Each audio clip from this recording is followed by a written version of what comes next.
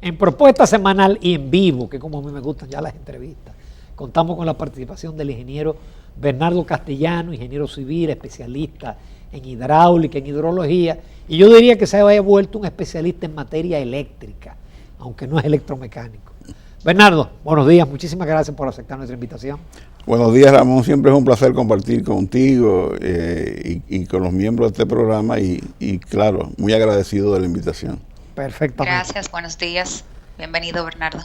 Buen día, Ana Patricia, un placer. Y tenemos muchos temas, Bernardo, porque en esta semana está sobre el tapete el tema de la Seaboard, de la planta flotante que Medio Ambiente ya... no he leído la resolución, yo sé que tú la has leído, pero no va a permitir que funcionen las dos. Y le da un plazo, creo que de 2 años, a la que no ha venido de Singapur y que costó 140 millones de dólares, a que se retire. No, realmente la planta está aquí, la de Singapur. Estrella del Mar 3. Estrella del Mar 3. La planta de Singapur arribó posiblemente hace una semana y llegó primero y estuvo aparcada ahí en el puerto de Sanssouci, lo que era antes la Marina de Guerra, y luego ya ahora está trasladada al sitio al lado de la barcaza existente. La cosa curiosa en toda esta controversia es que esa inversión de Estrella del Mar 3 fue anunciada en diciembre del 2018 por los inversionistas, o sea, por Seaboard. O sea que, y en ese momento, cuando ellos hacen el anuncio que iban a comenzar la construcción de la planta, nadie, absolutamente nadie hizo ninguna objeción.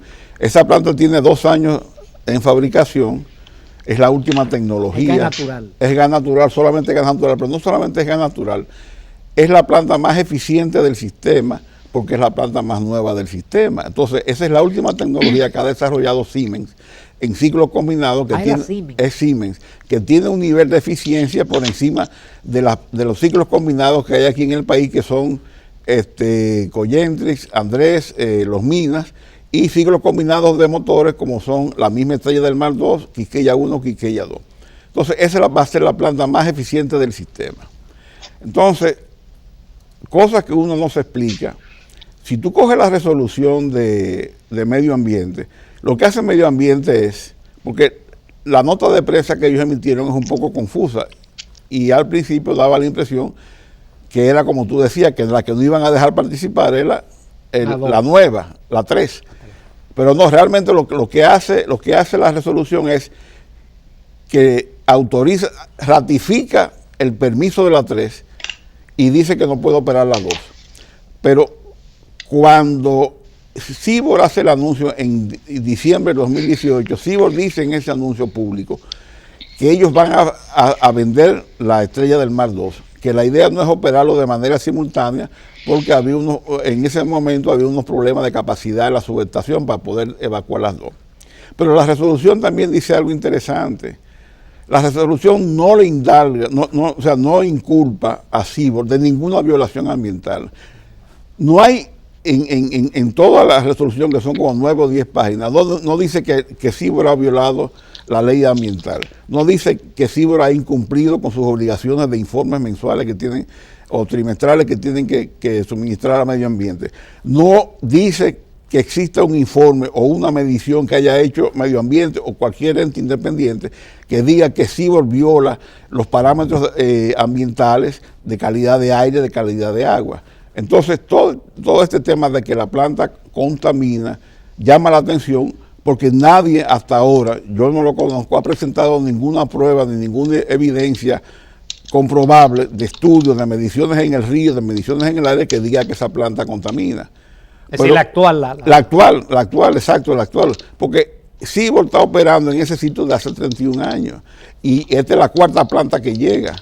Y porque ellos han ido renovando con el tiempo las plantas. O sea, creo que el contrato es hasta el año 30, ¿no? Bueno, ellos tienen una concesión, creo que hasta el año 30. O sea, pero la resolución dice que la nueva nada puede operar 2 años. Exactamente, 2 años. Entonces, en ese periodo no se amortiza. Exactamente. Entonces, ahí hay una situación un poco delicada, porque eso toca temas de seguridad jurídica. Porque cuando Seaboard decide hacer su inversión, es porque Cibor tiene todos sus permisos, porque ningún inversionista privado, y mucho menos extranjero, y de la magnitud de Cibor, que es una empresa que ellos declaran que están dentro del Fortune 500, es una empresa que... Es una empresa pública. Exacto, es una empresa que cotiza en bolsa, y las empresas que cotizan en bolsa tienen unas fiscalizaciones muy fuertes en Estados Unidos, a través del Security Exchange Commission, etcétera. Pero el negocio principal de Cibor no es la generación. El área principal de Cibor es el área agrícola, agropecuaria en Estados Unidos, cerdos, pavos, o sea, los pavos, butterball, eso, ellos son de los grandes cultivadores, y tienen el negocio marítimo, de transporte. Si tú en la calle tú te encuentras con la mayoría de los vehículos que dicen Cibor, que lo ha traído Cibor. O sea, todo eso es parte del mismo conglomerado. Entonces ahora mismo se ha creado una situación de conflicto, que este país está en la antesala de una demanda internacional. Que la vamos a perder. No. Si eso se llega a materializar y esto no se le busca una salida que satisfaga a ambas partes, evidentemente si ellos deciden ejecutar lo que dicen en su comunicado, este país va a perder, y va a perder mucho dinero, porque están todas las condiciones dadas para que ellos pidan como dicen por su boca, y el gobierno no tiene argumentos para contrarrestar la posición de Cibor, porque es que la resolución de medio ambiente no dice que ellos violan ninguna ley. Entonces, ¿por qué razón se les está impidiendo seguir operando en un sitio que tienen 31 años si no indican que han violado nada? Pero además, en este país hay 3 barcazas, además de la de Cibor, y de eso nadie habla. Hay 2 barcazas en el río Sama, una, la Mitsubishi, que es la que está anclada justo al lado del puente que entra a San Pedro de Macorís, el puente viejo, o sea, el puente que entra por la carretera vieja, que lo diseñó en el Iguamo. En el Iguamo, que lo diseñó T. Ailin, ese famoso estructuralista chino norteamericano, que esa central... Yo estudié contigo, Ailin. ¿Estudiaste? Bueno, pues tuviste el privilegio.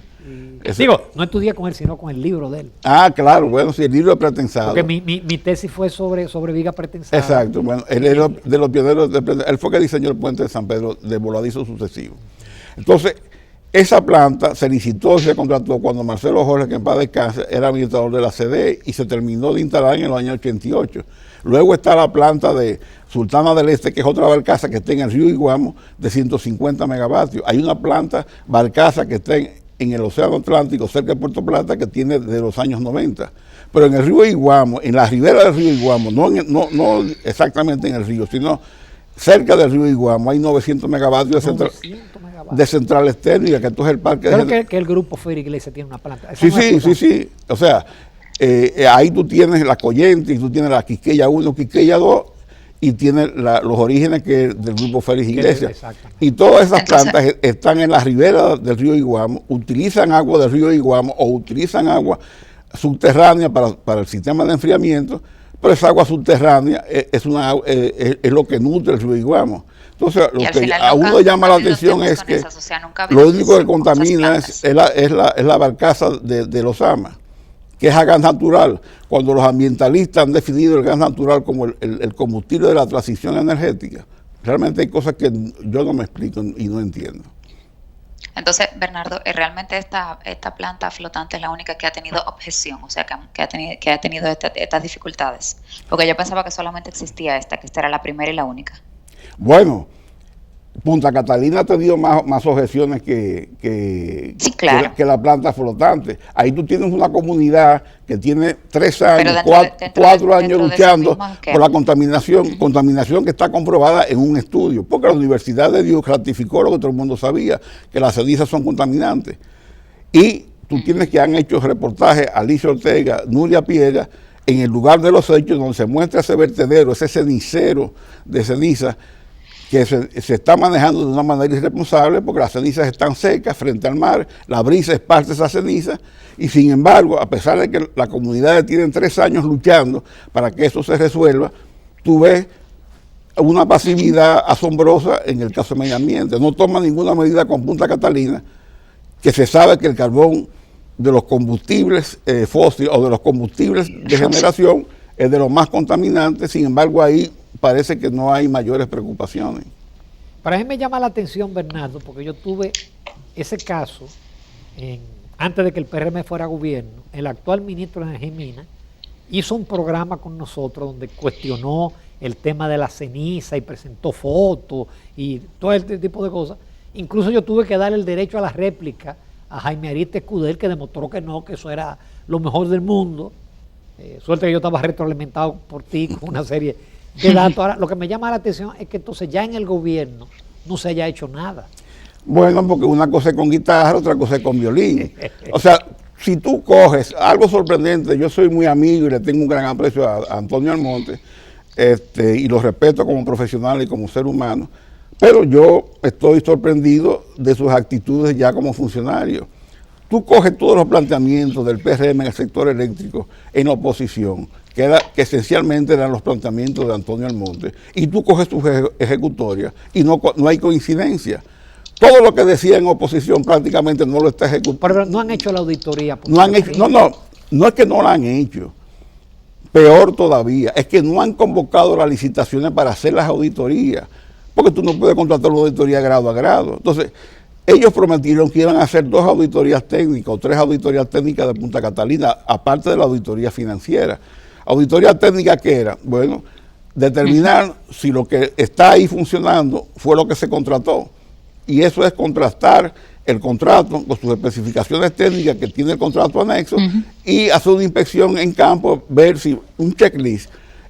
Yo te pedí un equipo de esta característica, ¿está instalado? Sí, no. Entonces hacer un informe. Y lo otro era hacer una auditoría de la operación de Punta Catalina desde que entró en operación hasta la fecha. Eso ni siquiera se ha convocado a la licitación, ni siquiera los términos de referencia, y ya van para 9 meses de ejercicio de gobierno. Pero en enero de este año, cuando la unidad número 2 sale de servicio, se prometió que se le iba a entregar a esta sociedad un informe pormenorizado de Punta Catalina. Estamos en mayo y ya no se habla del informe. Pero en oposición dijeron que ellos iban a colocar en el internet toda la documentación de Punta Catalina para que la sociedad pudiera auditar y pudiera evaluar todo lo relativo a Punta Catalina. Tampoco lo han hecho. Entonces, que la ceniza tenga igual o peor que antes, entonces no hay por qué sorprenderse. Pero tú has oído que el gobierno, ya sea medio ambiente o ya sea el ministro de Energía y Minas, el ministerio, se hayan pronunciado sobre el estudio de la Universidad de Duke. Ni siquiera fueron al programa de Alicia Ortega. Entonces, ¿qué uno puede esperar? ¿No crees tú que quizá para el gobierno es más complicado paralizar las operaciones de Punta Catalina, lo que sería el impacto no ambiental, sino el impacto económico? El ambiental ya sabemos cuál es, y que por eso quizás no se estén tomando las medidas del lugar. Bueno, pero es que esta decisión de la barcaza tiene un impacto económico también, porque tú estás limitando la participación de la planta que es va a ser la más eficiente del sistema, porque es la más nueva, que va a operar la gas natural. Pero el gobierno está ahora promoviendo una licitación de energía en el norte, en Manzanillo, que es a gas natural. Entonces, el gas natural contamina en el Osama, pero no contamina en el Iguamo y no contamina en Manzanillo. Entonces, yo no entiendo realmente, o sea, esa inconsistencia, no entiendo. Y tú ves un silencio y una opacidad que es pasmosa. Bernardo, y con el tema de aquella prueba famosa, que incluso el ingeniero que está a cargo hoy, Canario, hizo a la planta número 1 y que no pasó, y que él dijo que no pasó y lo que hicieron fue cancelar el contrato. Y ¿cómo se llamaba esa prueba? Verificación de pruebas operativas. Que no pasó la planta a la prueba. Bueno, según el informe de Canario no pasó. Porque lo que decía era que Canario no sabía de eso. Bueno, creo que a Jaime se le fue la mano porque la capacidad técnica y profesional de Serafín no está en cuestionamiento. Yo lo conozco. No, yo también, pero bueno, ya esos son la pasión de las discusiones y de los enfrentamientos. Pero esa es otra de las contradicciones. Después que se hizo todo ese escarceo, después que inclusive el PRM hizo la denuncia de esa planta, pues la prueba Verope ya se aprobó, pero no lo han dicho. Pero se aprobó sin cambiarle una tuerca. Bueno. O sea, la misma planta que no pasó cuando Serafín hizo la prueba, ahora siendo Serafín administrador y Toñito, ministro de Energía y Minas, jefe de Punta Catalina, sucede que la aprobaron. ¿Y en la 2? También creo que la aprobaron. Porque el problema de la prueba de Verope es que hasta que esa prueba no se pasara y se terminaran unos procesos administrativos, esa planta no podía cobrar por capacidad instalada. Y esa capacidad instalada representa $7 millones mensuales. Entonces, claro, ahora desde el gobierno había una presión por recibir los $7 millones. Entonces ya todos esos planteamientos de antes, bueno, parece que le buscaron un bajadero y una vuelta y ya se resolvió, pero no le informan a este país que eso está aprobado oficialmente.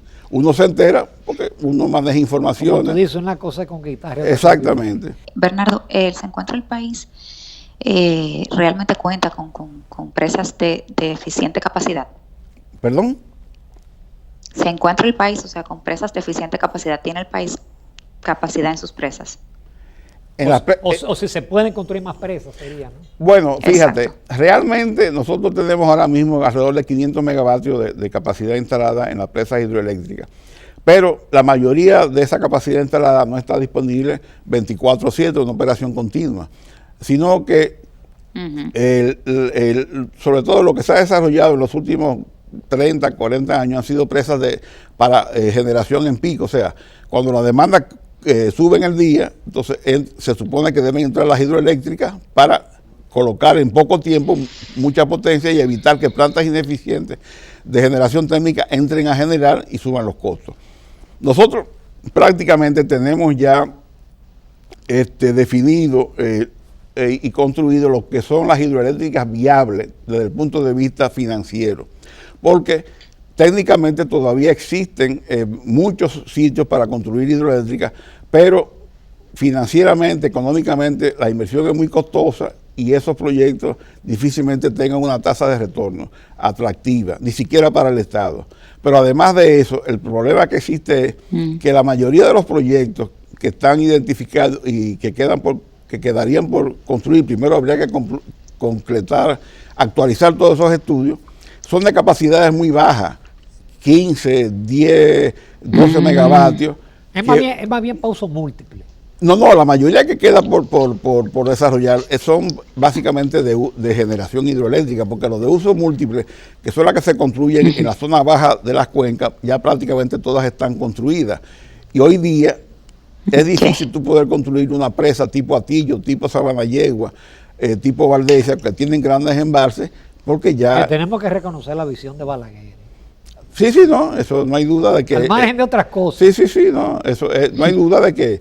O sea, Balaguer se concentró básicamente en las presas de uso múltiple, Atillo, Rincón, Sabanayegua, Sabaneta, y desarrolló el complejo Higüey-Aguacate, que no es de uso múltiple, porque esas son presas, son proyectos básicamente de generación. Entonces, hay dos proyectos que quedan por desarrollar, que desde el punto de vista de generación tienen una gran capacidad, que es el proyecto de Jarabacoa, Manabao, Bejucal, Tavera y La Placeta. Pero Manabao... Ese proyecto venía manejándose desde la época de Marcelo Jorge. No, ese proyecto se firmó y inició construcción cuando Salvador Jorge Blanco, Marcelo Jorge, cuando llega Balaguer lo para, bueno, y de ahí no ha podido levantar cabeza. Cuando Hipólito, nosotros tratamos de levantarlo, hubo la oposición en Jarabacoa y ahí el proyecto sucumbió. Entonces, ese proyecto, que técnicamente es fabuloso, inclusive financieramente pudiera ser rentable, ya con la oposición de la comunidad de Jarabacoa, eso no hay manera de construirlo. Y el otro proyecto, que es igual que el de Manabao, Bejucal, Tavera, que es el de La Placeta, es un proyecto que también técnicamente es fabuloso, pero económicamente eso es un barril sin fondo, porque el costo tiene un costo excesivo, que es una locura que el gobierno se embarque en algo de esa naturaleza. Entonces, en Montegrande, eso es un elefante blanco que algún día eso va, el nombre lo dice. Eso va a explotar, porque Montegrande es un proyecto de uso múltiple que en términos de generación no aporta prácticamente nada, son 8 megavatios. Entonces, 8 megavatios en una demanda de 3.000 megavatios, eso es una gota en el océano, o sea, eso no tiene nada. Claro. El problema de Montegrande es que a este país se le ha creado una expectativa con ese proyecto, que el día que eso se termine, entonces la gente... el riego y que... Sí, exacto, todo eso, la verdad se impone más temprano que tarde. Y eso, desde el punto de vista de ingeniería, eso es una locura. ¿Por qué? Porque la presa tiene 2 kilómetros y pico de longitud. Entonces, el muro. El muro, exacto, el muro de conexión, que 2 kilómetros. Cuando uno estudia ingeniería de presa, y de diseño de presa, lo primero que te dicen es que para usted identificar un sitio de presa tiene que haber una condición de topográfica, una cerrada, que sea que la longitud sea la garganta. La garganta, exactamente. Y eso ahí es un valle. Yo me acuerdo todavía algo de ingeniería. Bueno, y eso ahí es un valle. Entonces, ya por ahí comienza el desastre de Monte Grande. Y fíjate que se contrató en 250 millones de dólares. Y ahora el nuevo director del INDE dice que ya el costo se duplicó y posiblemente es una primera evaluación. Y la obra está paralizada ahora. O sea, elefante grande. Bernardo, ¿cuál es la desastre. situación del río Masacre? Mira, en el río Masacre, lo que me da la impresión, por lo que he visto en la prensa, es que el desvío que se ha hecho en Haití, posiblemente lo que está haciendo es que está secando el curso del, o sea, el río, en vez de seguir su curso normal, ellos lo han desviado y aparentemente aguas abajo del ¿Pero punto. ya está desviado o es un proyecto? Bueno, no está desviado. Aparentemente lo que es, hay una excavación de un canal. Ahora, hay que estar consciente. El río es una fuente de agua. Las poblaciones se desarrollan alrededor de las fuentes, terrestres y las fuentes de agua. Entonces, cuando un río pasa por una comunidad, cuando un río pasa inclusive por una propiedad privada, las comunidades, inclusive el dueño de la propiedad privada, tiene derecho a usufructuar el agua de ese río. Lo que no tiene derecho es a usufructuarla toda, porque tienen que dejar parte del agua que siga su curso normal para satisfacer demanda aguas abajo. Entonces yo creo que en el Masacre la gente de Haití tiene derecho a usar agua, parte de esa agua del río Masacre, para satisfacer sus necesidades de agua potable y de riego. Lo que no tienen derecho es a secar el río aguas abajo del punto de desviación. Entonces ahí lo que posiblemente haya que negociar y haya que discutir es ¿qué caudales ellos pueden sacar? ¿qué pueden sacar sin que afecte el curso de agua y que esa agua siga, bueno, su rumbo hacia la República Dominicana? Yo creo que ese es el conflicto, pero yo creo que nadie le puede prohibir a esas comunidades que aprovechen para agua potable y para regadío el uso del Masacre. Porque el hecho de que sea fronterizo no significa que los países fronterizos no aprovechen ese río. Lo que tienen que aprovecharlo claro, dentro de normas y reglamentos y que sean acordados entre las partes. Bueno, hablando de río también, yo recuerdo pasado, el río Artibonito, que es uno de los ríos más largos del Caribe, nace en territorio dominicano. Siempre se habló cuando Lomé de una presa del Artibonito que beneficiaría a ambos países. ¿Realmente es rentable una presa? Bueno, hay un proyecto que se evaluó por la agencia española en los años 80, precisamente en el río Artibonito, que naturalmente es un proyecto que el estudio es muy incipiente, es más bien una identificación. Aparentemente ese sitio tiene, la presa sería en territorio dominicano, sería básicamente un proyecto de generación hidroeléctrica. Ahí hay una cerrada topográfica, hay una garganta. Parece que las condiciones geológicas de las evaluaciones preliminares lucen favorables, pero ahí hay que hacer primero un estudio pormenorizado de factibilidad, hacer todas las investigaciones de campo, geológicas, geotécnicas, topografía, presentar un proyecto, evaluar su factibilidad financiera, porque técnica siempre es posible, y luego a partir de ahí entonces hacer un diseño y convocar una licitación. Pero obviamente, al ser un río fronterizo, ese proyecto tiene que ser desarrollado de común acuerdo con Haití, porque complicado. Las veces que eso estaba más o menos en el tapete. Sí, porque el recorrido es más largo en Haití. Exacto. Eso termina en la bahía de Gonaive. Inclusive, aunque ese proyecto no afectaría el agua en Haití, porque tú represas. Que volvería, exacto. Porque, y la vuelve y la tira, porque ahí sería solamente de uso hidroeléctrico, pues no hay consumo de agua, el agua sigue su curso, pero al ser un río fronterizo, lo prudente es que se pongan de acuerdo los dos países para hacer ese estudio.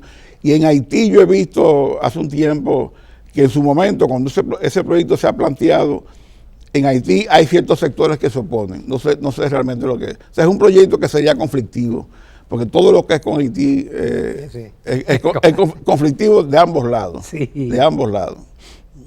Sí. Yéndonos ya de nuevo al sector eléctrico, como tú manejas, Bernardo, mucha información, se sabe que el grave problema del sector eléctrico dominicano son las pérdidas, no es la generación. Supuestamente ahora tenemos generación suficiente. ¿Cómo ha evolucionado las pérdidas en este gobierno? Bueno, recientemente se publicaron las cifras oficiales del sector eléctrico en el primer trimestre del 2021. Yo tuve la oportunidad de hacer un análisis, inclusive publicé un artículo en Acento, y realmente es pasmoso. Las cosas están peores. Hay más pérdidas ahora.